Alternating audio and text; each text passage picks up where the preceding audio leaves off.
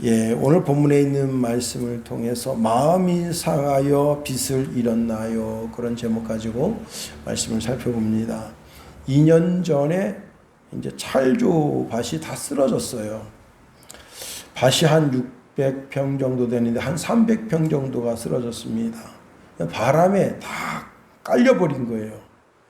조를 떨던 날에 우리 김선혜 사모가 그 조가 아까워서 조 이삭을 따서 탈곡기에 넣었습니다. 아버지는 그냥 두라고 채근하셨지만은 한 3포대 정도 따서 탈곡기에 넣은 것으로 압니다. 하나님 아버지의 마음을 닮아서 아깝잖아요. 응? 그래서 그리 행동하지 않았나 생각합니다. 그해 설상가상으로 벼도 많이 쓰러졌어요. 3,000평 논에 약 한 500평 정도가 쓰러진 걸로 압니다. 그래서 군청에 나와서 조사를 다 해가지고 갔어요. 벼를 벼던 날 콤바인으로 이제 젖은 벼를 다 뵭니다. 그런데 벌써 싹이 나가지고 벼 싹이 이렇게 나 있더라고요. 그래도 이제 정성을 다해서 벼를 탈곡했습니다.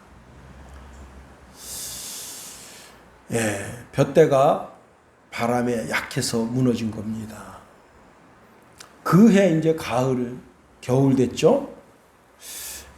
이제 공지천을 걸으려고 가다가 늘 똑같은 코스로 가니까 이번 좀 다른 코스로 갑시다. 그래서 그 청소년 그 독서실 있는 쪽을 한번 가봅시다. 갔더니 와 진짜 수령 한 거의 100년 가까이 된 그런 이런 소나무가 다 쓰러진 거예요. 그래서 그걸 길을 막고 있으니까 춘천시청에서 사람들을 내보내서 그걸 다 잘라버린 겁니다. 야, 아깝더라고요. 꼿꼿하게 잘 자란 소나무인데 어디다 제목으로도 쓸 수 있을 텐데 그걸 다 잘라가지고 토막토막 내가지고 다 정리를 해놨더라고요. 야, 우리가 쓰러진 나무라고 생각해 보세요. 우리가 논에 쓰러진 벼다. 우리가 조밭에 쓰러진 조다 생각해 보세요. 다시 일어나서 한번 넘어지는 게 뭐 대수예요? 어린애가 정상적인 걸음을 걸으려면 300번 넘어져야 된대요. 300번 넘어진 것 중에 한 번 넘어졌으면 다시 일어서야죠. 한 번 넘어졌다고 해서 계속 주저앉아 있으면 어떻게 정상적인 보행을 할 수 있겠어요? 우리 하나님도 우리가 한 번 쓰러지면 그냥 두질 아니하시고 일어나라 말씀하십니다. 그런데 하나님이 야 그냥 내버려둬라. 그러면 우리는 더 이상 소망이 없는 거예요. 우리가 쓰러진 상태에 그냥 있을 때 하나님이 그냥 내버려둬. 지 멋대로 하도록 내버려둬라. 그러면 그 인생에는 소망이 없는 겁니다. 특히 100년 정도 된 그 소나무 그거 아깝잖아요. 그건 잘 관리해서 하다못해 남대문 옛날에 불났을 때 그때 소나무가 없어가지고 소나무를 금강소나무에서 갖다 쓴다고 했는데 그 소나무가 없어가지고 결국은 중국산 소나무 갖다 썼잖아요.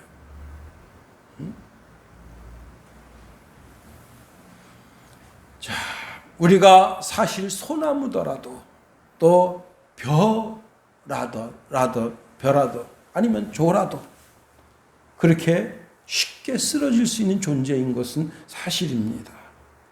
우리는 하루에 수십 번씩 쓰러질 수 있어요. 수십 번씩 넘어질 수가 있습니다. 그때마다 하나님께서는 내버려둬라 그렇게 말씀하지 아니하시고 우리를 다시 일으켜 세워 주신다는 사실입니다. 4세기에 활동했던 수도사 아빠미우스라고 하는 분이 있는데 한 군인이 이렇게 질문했습니다. 하나님이 저를 정말 용서하실까요? 제 죄를 용서해 주실까요?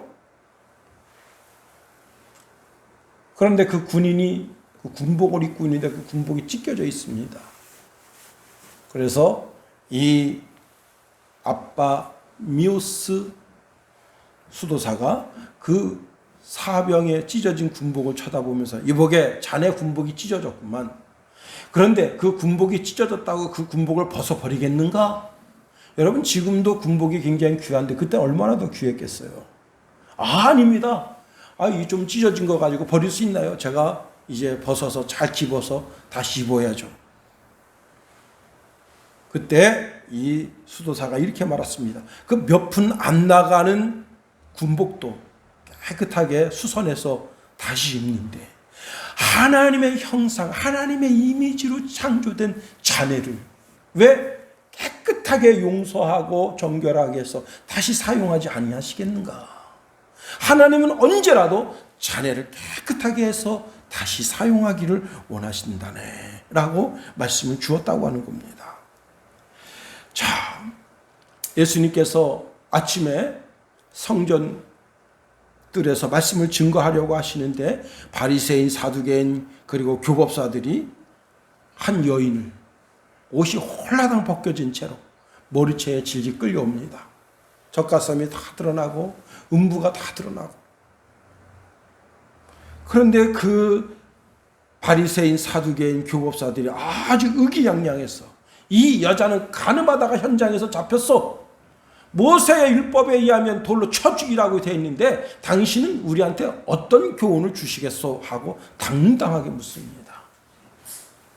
자, 예수님에게 딜레마를 주는 거예요. 그래, 당신들의 율법에 간음하다 현장에 잡힌 사람은 돌로 쳐 죽이라 했으니 돌로 쳐 죽여라. 그러면 예수님이 지금까지 제자들에게 얘들아 서로 사랑해라. 너희가 서로 사랑하면 그 속에 하나님 계신다. 그렇게 가르쳤는데 그 사랑하라고 너희가 서로 사랑하라고 말했을 때 그 사랑의 대상이 깨끗하고 정결하고 거룩한 대상을 말하는 게 아닙니다. 죄악 가운데 있고 지금 죄를 계속해서 짓고 있는 그런 상태에 있지만 그래도 그를 사랑해 주라는 거예요. 심지어는 뭐예요? 가룟 유다가 예수님 팔러 가는데 그것까지 사랑해 주라는 거예요. 그것까지 용서해 주라는 거예요. 그런 분이 우리 예수님이십니다. 그런데 얘들아, 너희들 모세오경에 뭐라고 기록되어 있느냐? 모세오경에 돌로 쳐 죽이라 했으니 돌로 쳐 죽여라. 그럼 뭐가 되겠어요? 예수님이 여지까지 사랑의 교훈을 주셨는데 그것과 반대되는 교훈을 이야기하는 거잖아요. 또 아니다. 내가 여지까지 제자들에게 말하기를 사랑하라 했는데 사랑해 줘서 용서해 줘야지. 그러면 하나님의 계명, 모세오경에 있는 쓰여져 있는 계명을 거역하는 거잖아요. 그러니까 예수님에게 어떤 딜레마를 주려고 그런 질문을 했는데 예수님께서 땅바닥에다가 뭘 쓰셨어요. 이 땅바닥에다 뭘 쓰셨다고 하는 것에 대한 여러 가지 재미있는 해석이 있는데 그 중에 제가 늘 소개해 드리는 것은 뭐냐면 제목이 그거예요. 이 여자는 그 동네에 알려진 창녀입니다.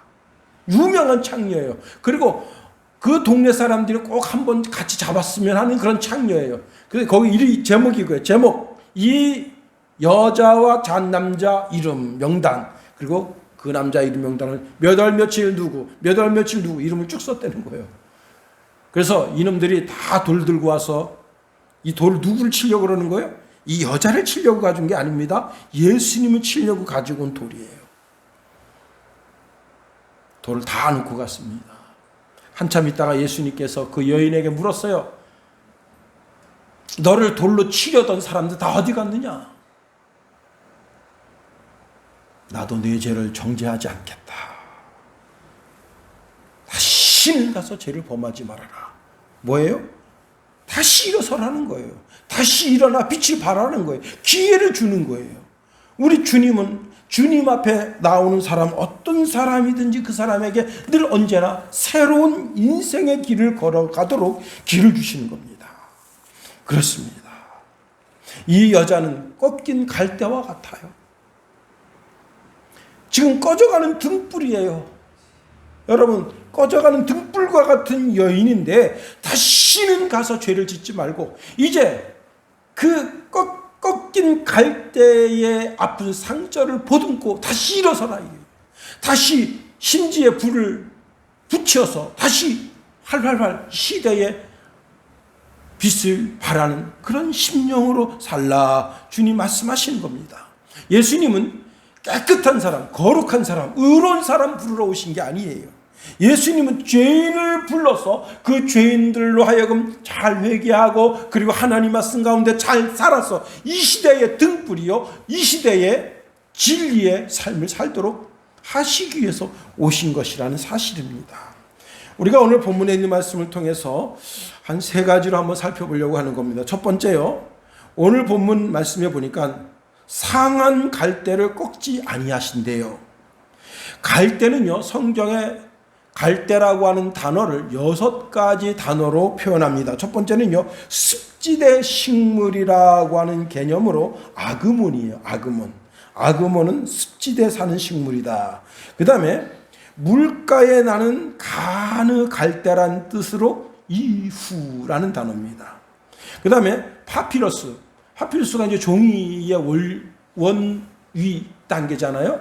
그 갈대 안에 보면 약간 아주 얇은 민웅진 같은 종이가 있어요. 그걸 갖다가 여러 겹을 겹치면 오늘날 이런 하얀 종이가 비슷하게 돼요.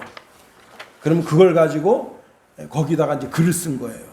그리고 또 이제 다르게 이제 이걸 뭐 이렇게 그 망치 같은 거로 막 점인다고 하는데, 그러면서 그때 한번 우리가 성지순례 가서 그 만드는 연습을 했었거든요. 근데 영 미덥지 않더라고요, 보니까 그거는. 근데 원래 그 갈대 안에 보면 아주 얇은 막의 민웅지 같은 게 있는데 그걸 여러 개를 겹치면 종이가 된다. 그 파피러스와 연관된 고메라고 하는 단어가 있고요. 나일강에 무성하게 자라는 수풀이다 해서 수풀 비슷하죠, 그죠? 예. 그 다음에 키가 크고 넓은 입을 가졌다고 하는 의미에서 카네라고 하는 단어가 있습니다. 그러면 오늘 본문은 어떤 단어로 쓰였느냐? 칼라모스예요. 칼라모스. 예. 참, 예? 설교 말씀드리면서 헬라어도 듣고 좋죠? 칼라모스. 이 칼라모스라는 말 뜻이 뭐냐면 가느 갈대, 그런 뜻입니다. 가느 갈대. 예수님께서 요한에 대해서 가느 갈대와 같다 말씀하셨어요. 너희가 무엇을 보려고 광야에 나갔더냐? 바람에 흔들리는 갈대냐? 그러면 너희가 어찌하여 나갔더냐? 선지자를 보려더냐? 옳다. 내가 너희에게 말하노니 선지자보다 나은 자니라 그랬습니다. 이 세례 요한을 갈대에 비유했어요. 꺾이지 않는 갈대라고 하는 개념으로 요한을 말씀하셨습니다. 요한은 아주 약한 사람입니다. 그 시대 풍주에 당당하게 맞섰던 그런 하나님의 선지자였다. 예. 어떤 권력에도 굴하지 않았던, 잘못된 것은 잘못됐다고 당당하게 말할 수 있었던 사람이 바로 요한이었다. 예수님이 말씀하십니다.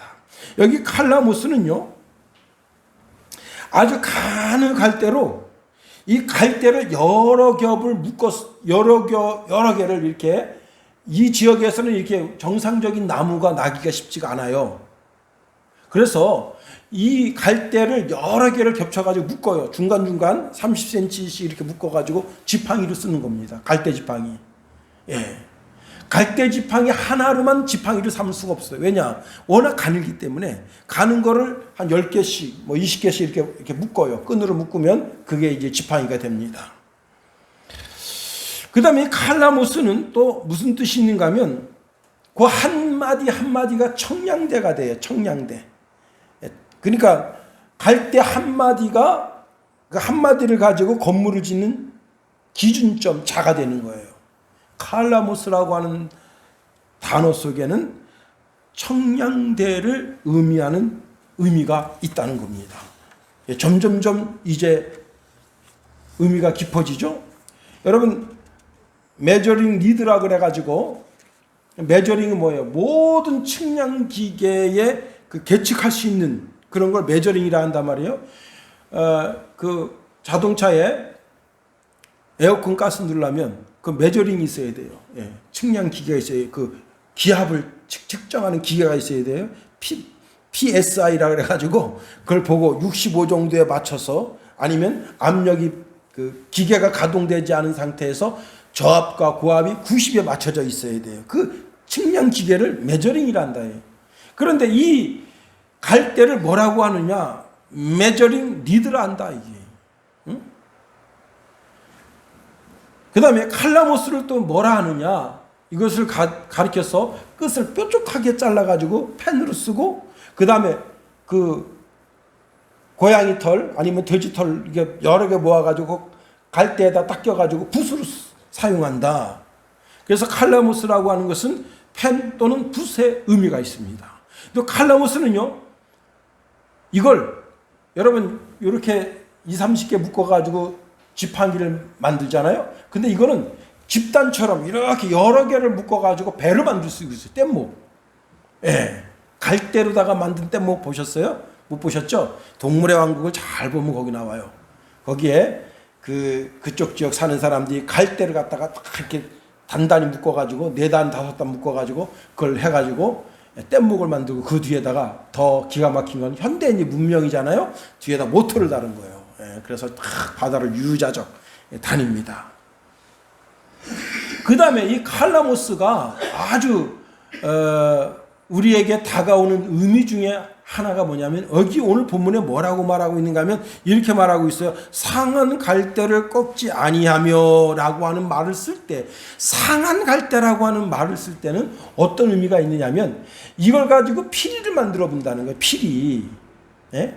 피리를 만들어 보는데 이 갈대가 쉽게 피리가 망가져요.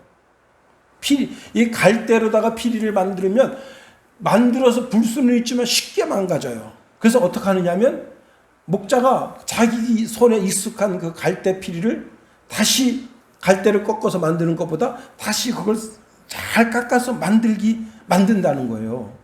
그럴 때 상한 갈대, 다시 말하면 내가 지금까지 사용하던 갈대를 버리지 않냐고 그걸 잘 다듬어서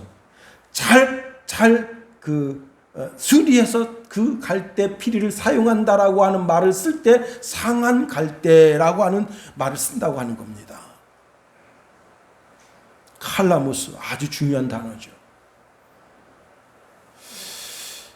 아주 오래전에 시흥이라는 도시에 이제 갔는데 그 친구 목사님이 거기다 개척을 했어요.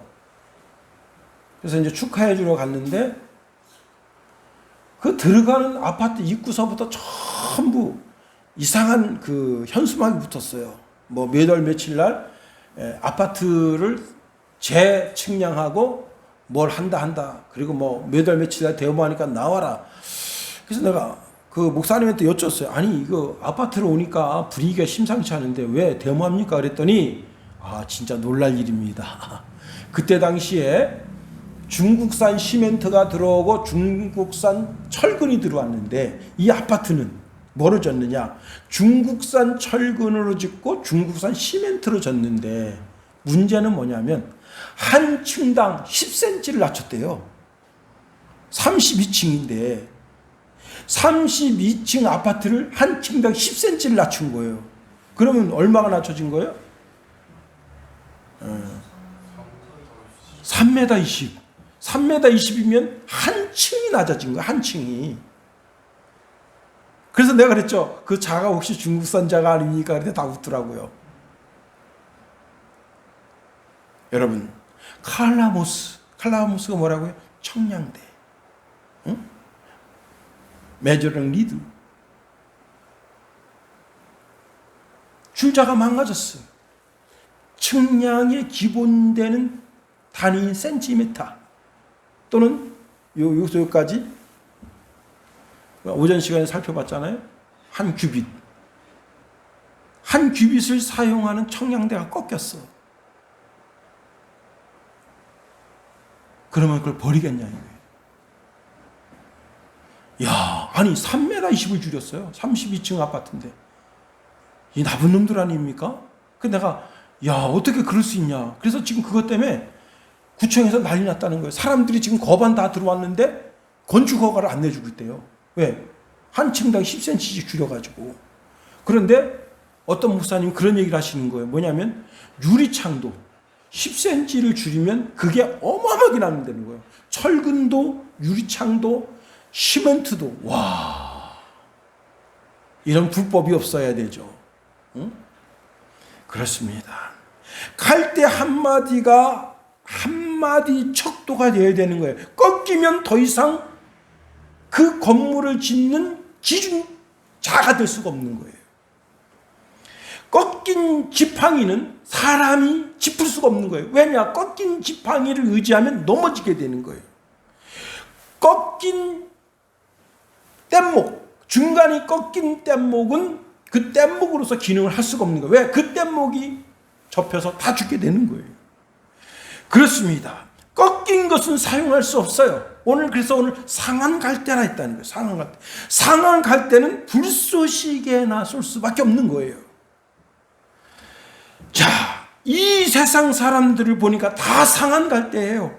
마음에 뭔가 상처가 있는 거예요. 자기 상처 때문에 자기가 그 속에서 헤어나오지를 못해요. 사람과 사람을 대할 때 딱 상처가 생각나는 거예요. 저 사람이 내 마음 속에 준 상처 때문에 내가 그 사람을 보면 화가 나는 거예요. 어떤 여자가 오토바이를 끌고 가다가 자기 남자친구랑 오토바이를 이제 남자친구 뒤에 타고 가다가 오토바이를 남자친구한테 세우라 그런 거예요. 근데 내가 왜 오토바이를 세우지? 그랬더니 오토바이를 세우면서 그 뒤에 따라오던 그 차를 세웠어요. 와, 이 여자가 헬멧을 벗어가지고 그 유리창을 박살내버린 거예요.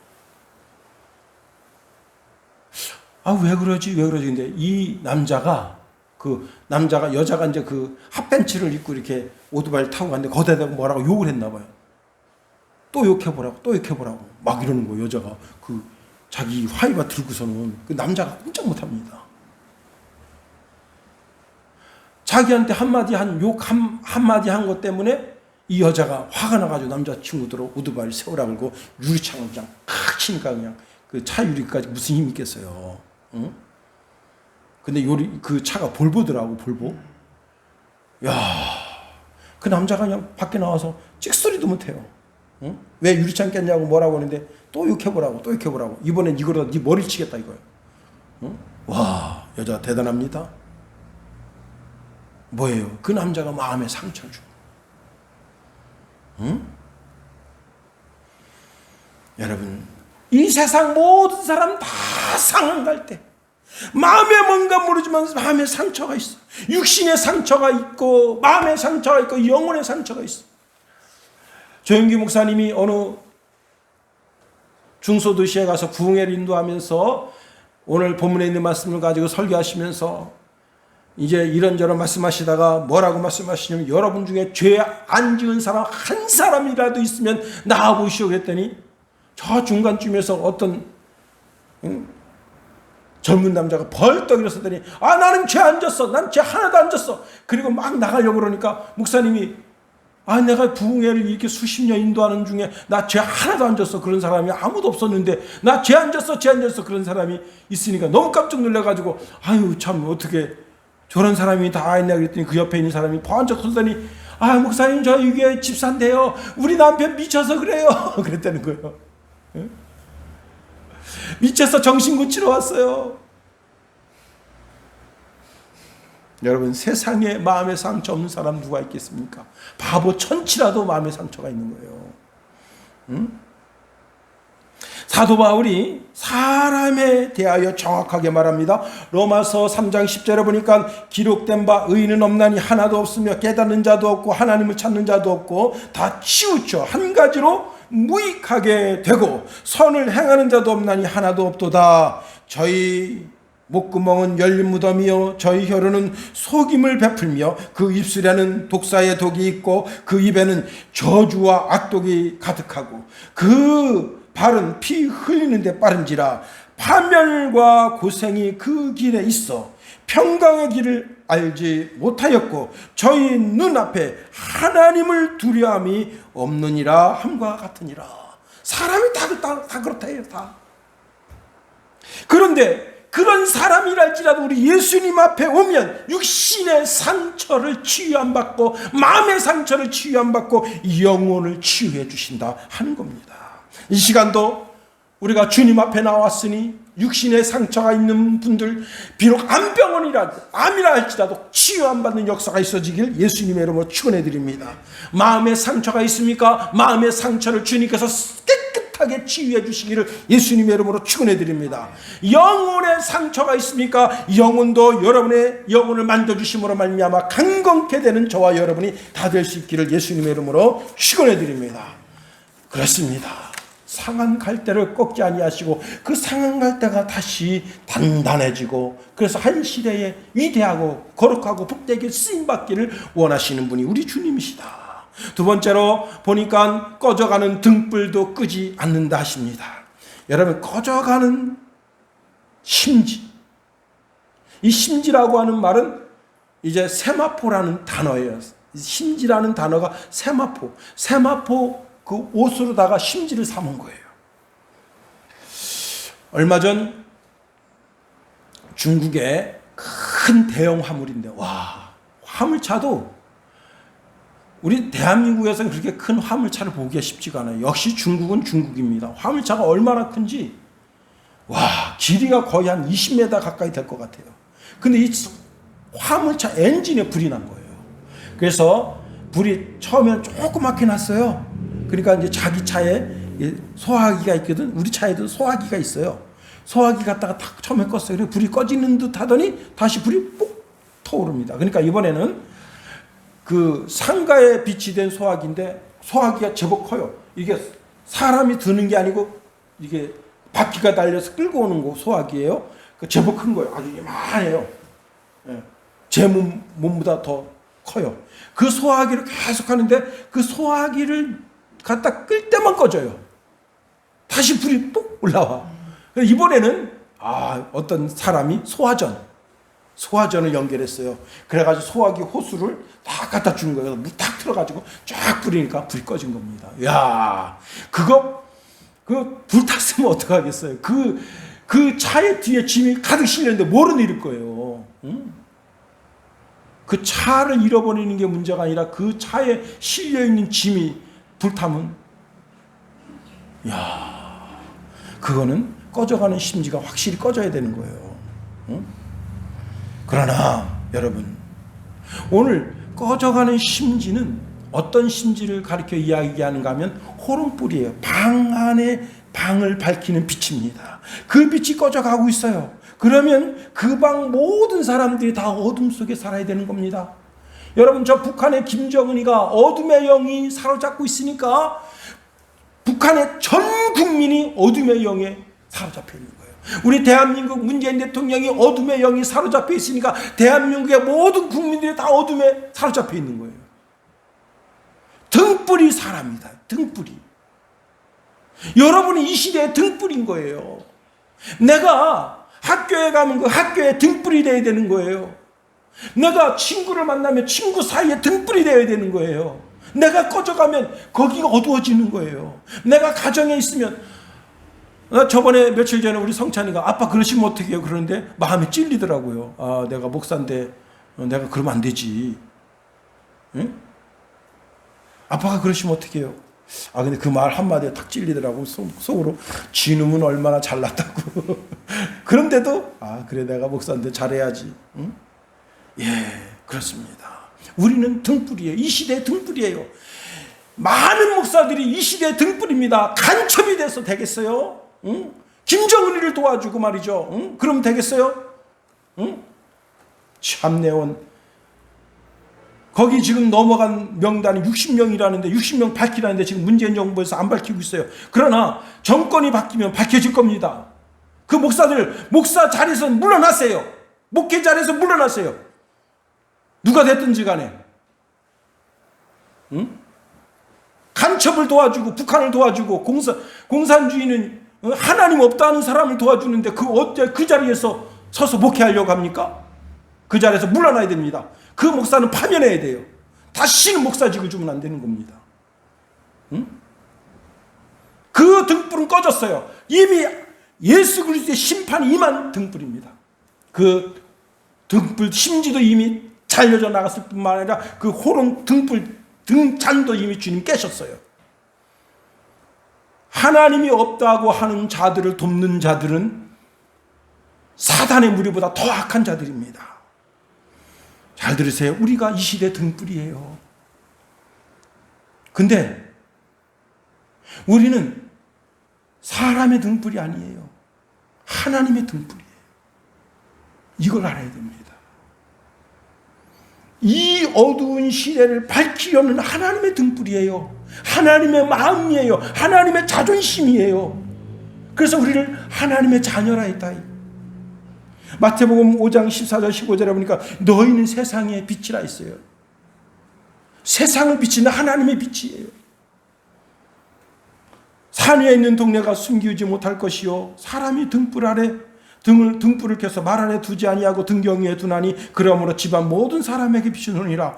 이같이 너희 빛을 사람 앞에 비추게 하여 저희로 너의 착한 행실을 보고 하늘에 계신 너희 아버지께 영광을 돌리게 하라. 하나님 아버지의 등불이기 때문에 하나님 아버지께 영광을 올려드리는 거예요. 여러분 속에 있는 진리의 빛이 꺼져가면 하나님 영광 가리는 거예요.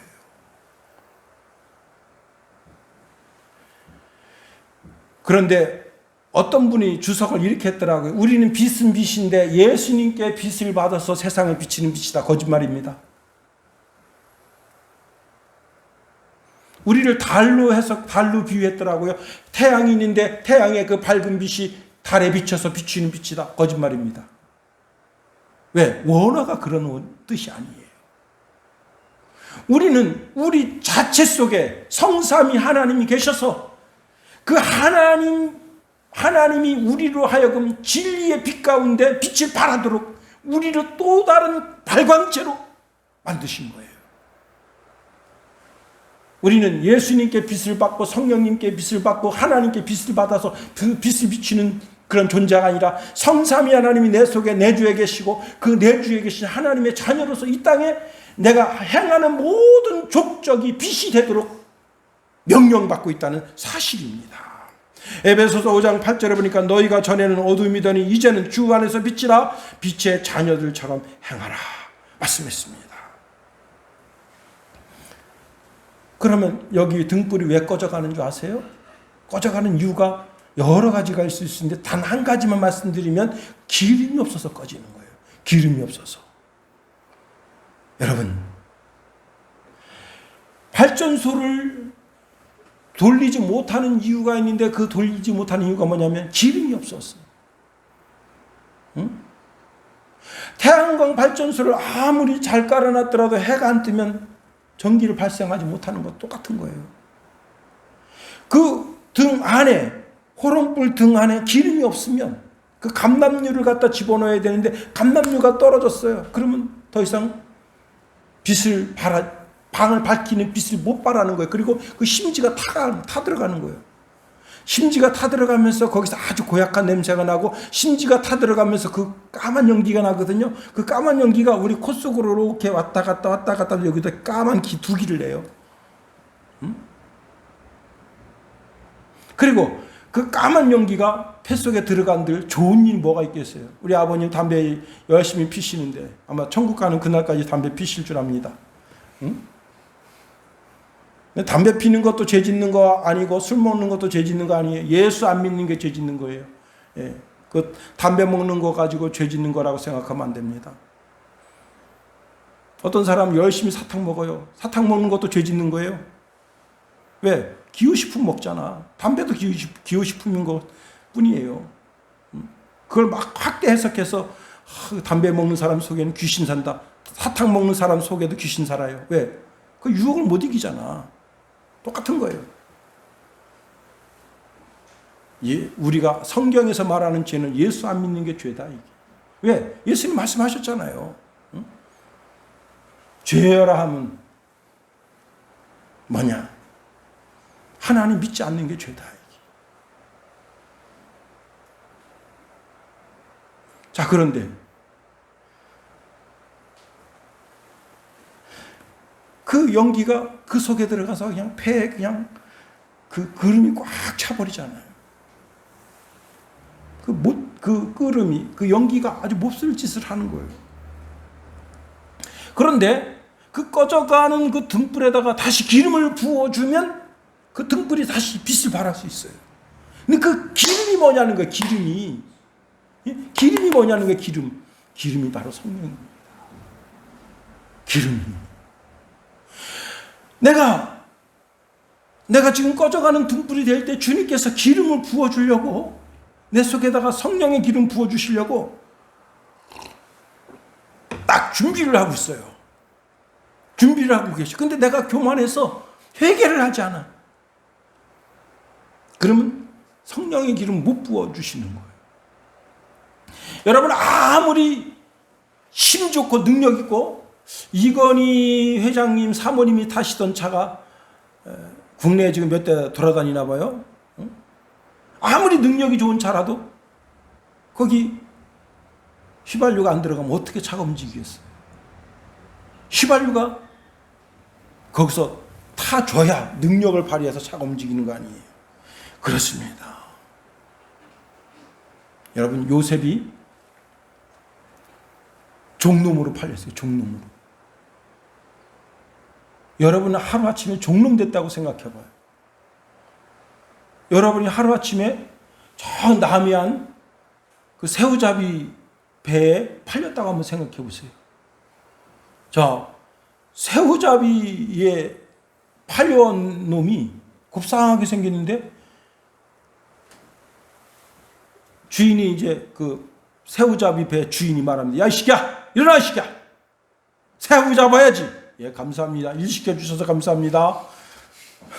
그들이 뭘 하면 될까요? 금을 잡아라. 예, 감사합니다. 금을 주셔서 감사합니다. 아, 이상한 놈이 왔네. 어? 다른 새끼들은 막 인상 쓰면서 막 불평불만하고 막 그러는데 감사합니다. 일 시켜주셔서 감사합니다. 밥 주는데 밥도 막 개밥 비슷하게 줍니다. 근데 감사합니다. 밥 주셔서 감사합니다. 종류가 틀려. 종류가. 요셉은 종류가 틀려요. 돈을 갖다 줬는데 다른 새끼들은 다 이렇게 떼쳐먹고 저렇게 떼쳐먹어요. 근데 요셉은 돈을 안 떼먹어. 여러분, 그 보디발이 요셉을 시험했겠어요? 안 시험했겠어요? 그 사람을, 그 집안의 총무를 세울 때는 뭐가 깨끗해야 되느냐? 돈이 깨끗해요. 돈이. 응? 돈이 깨끗해야 돼. 그 다음에 이성이 깨끗해야 돼요. 아니, 자기가 그 집에 총무가 돼가지고 그 밑에 있는 수많은 여종 다 건드려 보세요. 응? 이거 골치 아픈 거거든. 그 다음에 그 집 돈을 갖다가 솔솔 훔쳐서 동네 바보 멍청이 있습니다. 당신 말이죠. 내가 돈 갖다 10억 갖다 줄 테니까 어느 날 나를 1억에 사주시고 10억 당신 가지시오. 그럼 자기 자유인 되잖아요. 응? 돈에 깨끗하고 이성에 깨끗해야 돼요. 그런데 이런 사람이 온 거예요. 자기 집에. 그래서 자기 집에 총무로 앉힌 거예요. 여러분 어떻습니까? 응?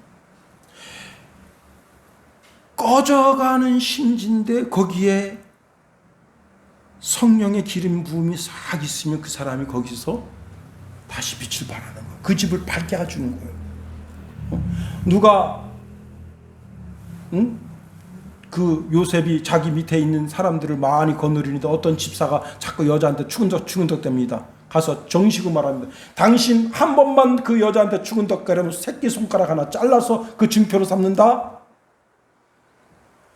며칠 지났습니다. 그 여자한테 묻습니다. 그 집사가 추근덕 되더냐? 아니요. 추근덕 되거든 얘기하라. 내가 그 새끼손가락 한마디를 잘라서 너를 추근덕된 증표로 삼고 두 번째는 그 목을 따겠다. 자기가 깨끗하니까 그 집안 깨끗해지는 거 아니에요. 지가 이 여자 건드리고 저 여자 건드리고 막 살아요. 죄 가운데 막 살아요. 서울의 어떤 교회 장로가 첩을 뒀대요. 그걸 몰랐을 때, 그 교회 부임한 목사님이 그걸 몰랐을 때는 몰랐는데 그 성경적으로 바르지가 않잖아요. 그래서 그 설교하면 그 다음에 그 장로가 와서 목사님 우리 교회 그만두시오. 그래가지고 그 교회가 제법 큰 교회인데 목사가 여러 갈렸대요. 그런데 지금 현재 계신 목사님은 절대 그 설교를 안 한대요. 근데 그 장로님 돌아가실 때만 기다리고 있는 거예요. 근데 그 장로님이 아주 건장하시대요, 지금도. 꺼진 등불입니다. 장로가 어찌 그래서야 하나님 앞에. 세 번째로 오늘 본문 하반절 말씀이 참 의미심장한 말씀이에요. 한번 우리가 20절을 다시 한번 읽어봅니다. 시작. 상한 갈대를 꺾지 아니하며 꺼져가는 심지를 끄지 아니하시기를 심판하여 이길 때까지 하리니. 자, 심판하여 이길 때까지 하리니, 그 말이 뭐냐? 여러 가지로 해석할 수 있지만 제가 이 시간에 해석하는 말씀을 잘 들으세요. 심판한다고 하는 말은 심판자는 우리 주님이세요. 그래서 이게 최종적으로 마지막 심판 때까지 그 말씀을 하는 거냐? 아니에요. 자기가 자기 자신을 심판하는 거예요. 내가 조금 전까지 상한 갈대 같은 사람이었어요. 이 시대의 기준점이 되지 못한 거예요. 하나님의 기준점이 되지 못한 거예요. 그래서 많은 사람들이 저보면 저거 뭐 교회 목사가 뭐 저래, 교회 장로가 뭐 저래, 그렇게 손가락질 받던 사람인데 이제는 상한 갈대가 치유 안 받아서 이제는 이 시대의 규범으로 살아가요. 그게 뭐예요? 자기 스스로 내면에 있는 죄악을 물리친 거예요. 어제까지는 이 시대에 끓음을 막 내쏟는 등불같이 살았어요. 그래서 그 끓음에서 나는 그 악한 악취를 수많은 사람들에게 풍기고 더러운 냄새를 풍기고, 그 다음에 그 검은 그름으로 사람들 코끝을 새까맣게 물들게 하고 사람들로 하여금 질병을 일으키게 하는 그런 시대적 악으로 살았어요. 그런데 그 사람이 이제는 빛을 발하는 거예요. 빛을 발하면서 맑고 깨끗한 빛을 세상에 비춤으로 말미암아 사람들이 이젠 진리 가운데 살아야 되겠구나 하고, 이렇게 상처가 있었지만 아물어진 갈대, 비록 꺼져가는 등불 같았지만 다시 등불을 비추는 그런 인생이 됐을 때, 그게 뭐예요? 자기 속에 자기 스스로를 심판한 거예요. 죄악을 잘라낸 거예요. 그게 오늘 본문의 말씀이에요. 이런 삶을 살아야 된다는 거예요. 여러분, 한 주간 어떤 삶을 살기를 원하십니까? 내 마음속에 죄악된 응어리가 있으면 잘 잘라내고 더 깨끗하고 더 거룩하고 정결하게 살려고 몸부림치는 몸부림이 있어야 되잖아요. 그렇습니다. 일평생 죄 지으면서 사는 인생보다 죄를 깨끗하게 날마다 씻으면서 사는 인생 되어야 하잖아요. 아침에 세수하듯 주 예전에 나와서 우리 죄를 씻고, 그리고 깨끗하게 정결하게 성결하게 이 시대의 등불이고 이 시대의 기준점이 되는 그런 멋진 인생 살아가는 저와 여러분이 다 될 수 있기를 예수님의 이름으로 축원해 드립니다. 기도하겠어요. 하나님 감사합니다. 하나님, 상한 갈대도 꺾지 아니하시고 꺼져가는 등불도 끄지 아니하시며 진리의 말씀이 자기 심령 중심에 와서 죄악을 잘라내며 더 정결하고 더 거룩하고 더 성결하게 살려고 하는 몸부림이 우리 속에 있게 하시며 인도하소서. 예수님 이름으로 기도합니다. 아멘.